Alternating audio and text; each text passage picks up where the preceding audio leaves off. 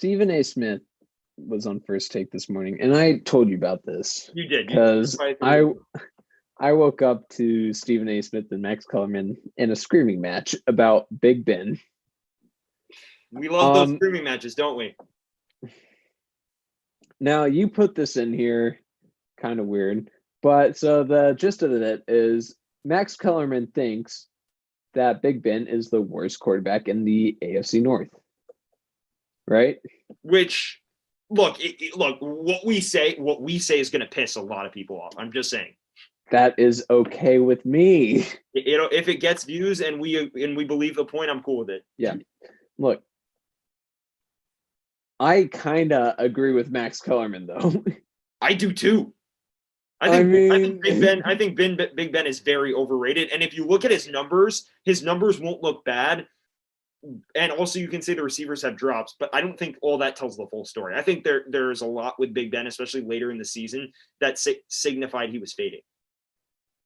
Yeah, I think the biggest thing is, well, coming back from an injury this season. Yeah. I didn't expect, start. Yeah. I didn't expect him to do, that well this season. And to start, yeah, you're right. He kind of exceeded my expectations, but then he declined a lot. Mm-hmm. Now, I'm not going to lie. Some of this can be blamed on the Steelers' Butterfinger receiver core. 100%. Ebron, Smith-Schuster, and Claypool have had some horrible drops in crucial moments of the game. But when I'm looking at, let's just go down the list. You got Lamar Jackson, obviously better than Big Ben. Yeah. I mean, look, you can say what you want about his accuracy, but Lamar Jackson is objectively a better quarterback because of how he runs. Baker Mayfield, he is a guy with a lot of potential, and we see that potential every other game where he has breakout moments. Yeah, so we'll come back to Baker because I think that's the most debatable one out of these three guys. Joe, really? Maybe Burrow. Here's the thing with Burrow is Burrow dealt with a worse line than any of them. Yeah. And he handled it pretty dang well. I think Burrow's a better quarterback than Big Ben. I think some people will heavily disagree. Some people say Big Ben second. I think it's close, but I definitely think I prefer Burrow because of what was working against him versus with Big Ben. While his O-line was spotty and the offense was one-dimensional, he had good receivers. You can talk about the Butterfingers or whatever, but those receivers still put up numbers. And it wasn't because Big Ben was heaving it downfield. It was because Big Ben was hitting them on slants. I think he's the reason I have him last is he's the least versatile on his throwing patterns and his offensive patterns out of anyone. Yeah, definitely. I was kind of shocked that you were like, "Oh, Joe Burrow, he kind of hasn't had a full season of experience yet," but I can see where you're coming from. I liked Burrow more than Big Ben when I saw him, and honestly, people will point to the numbers, but Burrow has way more working against him. And honestly, I know this is going to get a lot of hate, but I'd sometimes I might put Baker number one. That will anger the entire. I would. But actually, can we come back to Baker real quick? Because I do think Baker Mayfield is a better quarterback than Ben Roethlisberger right now. Mm-hmm. People are going to Lamar Jackson.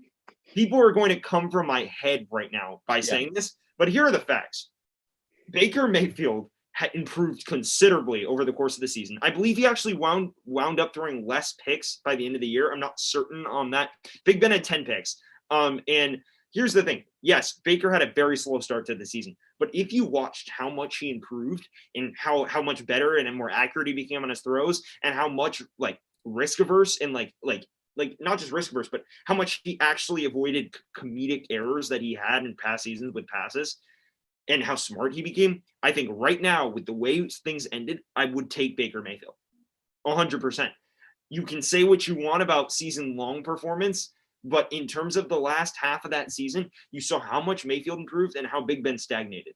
And Big Ben became predictable, probably because they had no run game, but also He had a great defense working in his favor. He had receivers that, despite the fact they dropped the ball, are good receivers working in his favor.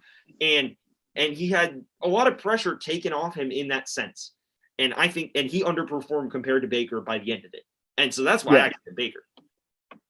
And Baker, loved the guy. Best season of his career this year, by far. Last year, if you don't remember, threw 21 picks. This year, only threw 8. But that's just me saying I love Baker Mayfield as a quarterback. But I think if I remember correctly, Stephen A. Smith brought up the fact that Big Ben threw 200 more passes than Baker because of their one-dimension offense. Yeah. So, I get that needs to be taken into consideration, but I still don't see how you can say, after, just looking at raw stats and comparing the two, I don't see how you can say, Baker is not better than Big Ben. Also, if on those 200 more passes, for a fact, on those 200 more passes, Baker Mayfield only threw 250 less yards.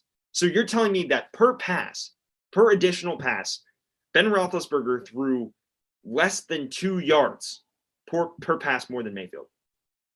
So he threw 200 more passes and only 250 more yards. Yep. No, that's not enough for me. I think when you look at the way Baker improved over the course of the season and the way Big Ben stagnated and even kind of got worse, it's not really questionable for me. I think you can say what you want about the Lamar point. I probably disagree with you mildly on that, but in another year, who knows? But I think if you're comparing starting quarterbacks, it's going to happen soon.